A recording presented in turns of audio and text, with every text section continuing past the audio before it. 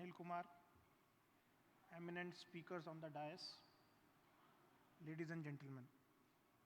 We are thankful to IPTA for giving us this opportunity to us to present our findings on decarbonization of pulp and paper sector. We have done this study 1 year back when we were just coming out of the COVID, and this study was carried out with the support of Danfoss Industries, and we wanted to see what is the roadmap for hard to abate sectors. We took 5 sectors, where paper was one of that what are the things which a sector should do and in which direction it should move so that they can achieve their decarbonization goals. So let me share the data and other things with you and the findings and what this study says that how paper sector should go about. Now, India is the 5th largest producer and consumer of paper. This data is known to us. I'll just rush through that data. So with right now the capacity in the year 2019, 21.9 million tons, 4% of total world production, 500 operational mills, and Indian paper industry consists of 4 basic segments: writing, printing, packaging, board, newsprint, and specialty paper.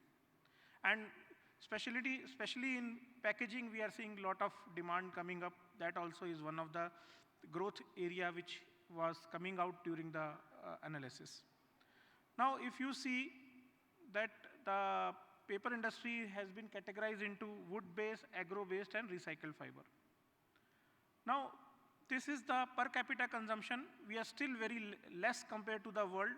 We were standing at 15.75 kg per capita, which is much less than the world, the highest one, world average, which is 57 kgs.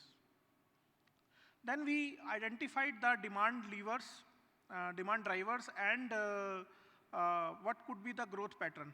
We did extensive research, talked to the stakeholders, we spoke to many people, and we found that in 2040, the per capita consumption will also increase to 36. These are just estimates, and the overall production capacity might touch 56.6 million metric ton. The demand drivers are India is going towards being a developed country. The uptrend of literacy levels are there. Packaging industry, because of this SQR,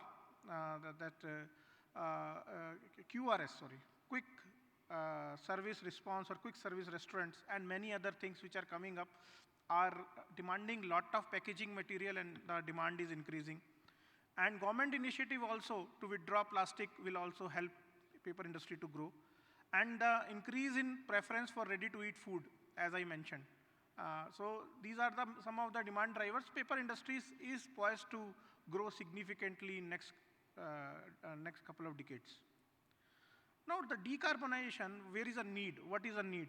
We all know, since morning we are talking about if we have to survive in this world, we have to decarbonize. So in paper industry, if you see, it is being considered as hard to abate sector. The energy cost is 16 to 25%, and it needs to decarbonize. One, because of the world. Second, because to become competitive and become more profitable. So it's a win-win-win situation for a paper industry. So the CO2 emission from the paper industry is 1.09% of the total net CO2 emissions as per the data submitted in the PAT by the paper industry. And let me tell you, paper industry has one unique positive thing. Somebody talked in the morning about social forestry, and majority of the players are always carbon positive because they are growing much more trees than what they are consuming in their paper production.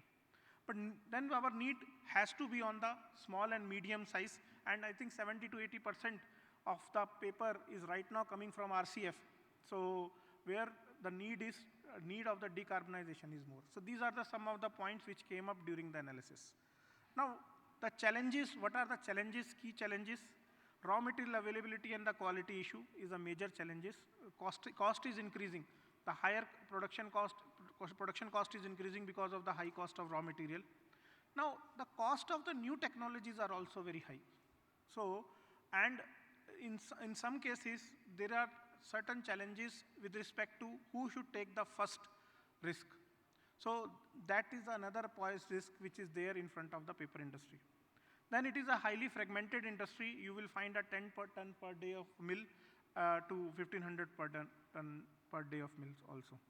Then there is a transition happening from to the digital media, which is actually reducing the demand a bit. That is also a challenge. Then waste paper collection system and recovery mechanism is little bit poor in our country. That has been also been identified as one of the challenges. Now, opportunities, because of the climate goals, there is a push towards becoming decarbonization. Circular economy and resource efficiency leads to productivity improvement, leads to competitiveness, and that is also one of the lever. Breakthrough technologies and innovations, lot of research is happening. Last month, we were in Sweden where we visited with some of the paper companies. We found a lot of research is happening, whether it is debarking, what should be done with the bark, to the maximum of the extent how to conserve resources. So we could find lot of takeaways from that visit. So in a way that breakthrough technologies and innovations are playing their role. Then production costs, we have to keep our production costs low to be competitive in the market. That is also one of the opportunity. Brand image, now what we are finding is Europe and US is becoming much more stringent in terms of their what they want to import from the nation, how green the products are. So that is also posing a lot of challenges. Partnership among various stakeholders is also one of the opportunity. Now, let's come to the numbers. India is the third largest emitter, 2.53 billion tons of emissions in 2016, which is 7% of the absolute emissions of the globe. Now, as far as paper industry is concerned, 13.5 million tons, and we have taken the baseline year as 2019. Carbon emission intensity, which is metric ton of CO2 per metric ton of paper, is 1.58, and paper sector contribution is 1.09%. These are the, and energy performance is 0.57 TOE per ton of paper. These are the numbers which we have taken from the various sources which are available in public domain. Now we are standing at, just 1 minute. Now we are standing at 1.58 as per the latest data. Where should we go? So we have considered two scenarios, business as usual scenario and ambitious deep decarbonization scenario, where in business as usual scenario, whatever efforts are happening will keep on happening, and we reduce certain emissions. And if we go to deep carbonization, high amount of effort needs to be put in, but the results will also be of greater fruit. The potential levers which we have identified for decarbonization is electrification and use of clean energy. Now, whether it is renewable energy or there is a talk going on electrifying some of the things, even people are talking about electrical boilers or taking power from the grid. Lot of innovative discussions are happening. Energy efficiency, you will find that based on our analysis, the 40% of the decarbonization will still come from energy efficiency. And energy efficiency is the one of the low-hanging lever, or one of the low-hanging way of becoming decarbonized, to become decarbonized. Circularity and material conservation, material efficiency. Biomass and zero, this is not zero energy, this is zero emission fuels. Biomass and zero emission fuels, and the breakthrough technologies. These are the 5 ways by which we can keep we can make our industry decarbonize, or we can take it through decarbonized way. So this is the same, this thing. Now, this is a very important graph. If you see, just 1 second. Is it visible? Yes. See, what we feel that in 2030 will be the tipping point where our absolute emissions, which is the graph shown above, and our emission intensity will start decreasing at the accelerated pace.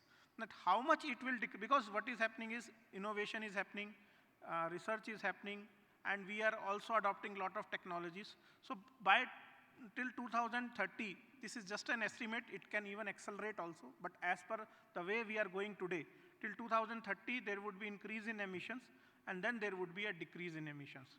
So, and in their emission increase, in the business as usual scenario, it will be 129% increase, and in deep decarbonization scenario, it will be 15% increase, which means from 30 to 35.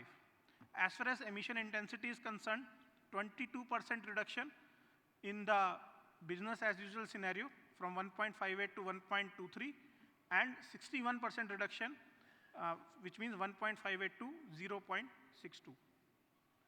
And now these are the various impact of various levers on the decarbonization, where in the business as usual scenario, where our reliance will be more only on the energy efficiency, fuel mix, renewable energy, and circularity, the 62% of your decarbonization impact will come from energy efficiency. Wherever in case of decarbonization, deep decarbonization scenario, what we think is by introduction of breakthrough technologies and carbon capturing, which we also saw in Sweden, people are going for carbon capturing and utilization. If that comes in and we adopt that, the energy efficiency will still have 36% of the contribution, but the contribution of breakthrough technologies will be 16%, and the contribution of CCU will be around 21%. So this is how that both the scenarios were analyzed. So energy efficiency is going to play an important role. Use of biomass or zero carbon fuel has to be accelerated, and breakthrough technology to be introduced by 2030, so that further emission can be reduced. This is also important point. By 2030, our emission and emission intensity should start declining to achieve our goals. These are some of the approaches which we thought of: centralized refining, vacuum blowers in place of vacuum pumps, advanced process controls, micro turbines, oxy-fuel burning in lime kiln, blow down steam recovery, condensate recovery. These are some of the areas where, especially in SME paper mills, lot of improvement opportunities are available. And as somebody said, that learning through sharing, which means if the large paper mills can share their technique, and it is already happening through various forums like IPTA, and the small paper mills can adopt that quickly, the decarbonization path can be accelerated. So breakthrough technologies: directly electrical heating, solar thermal, gas-fired heater, carbon capture. Barriers are cost of technologies are very high, awareness levels are low, and uncertainty of energy saving. Now, conclusion is, as per the projection of 60 to 70% reduction in emission intensity is possible. Carbon neutrality is achieved through selecting a combination of technologies, R&D. Even government are also playing lot of things, carbon tax introduction, PAT schemes, CDM schemes are also the futuristic technologies. The industry leaders and best performers should come forward and demonstrate their commitment to the adoption of latest technologies and set examples for others to follow. Thank you very much. A small thing from our side, see what is happening is, we have in Hyderabad, we have a platinum rated green building, which is our office, which is located only 2 to 3 kilometers from here. So we have taken a permission from Mr. Goyal that tomorrow after the concluding session from IPTA, we are organizing a transportation, and if people are interested to see that building has around 70 features, and its energy intensity is 25 to 30% lesser compared to the other buildings. So if you are interested, all of you are welcome and invited for that building tour, and it will happen from 2:30 onwards. We would love to host you in the building and showcase you the technologies. And the registration can happen at the IPTA counter outside. Yeah, during the drinks. Okay. Done, sir. Done. So all of you are most welcome to attend that. Thank you very much. Thanks. Thank you.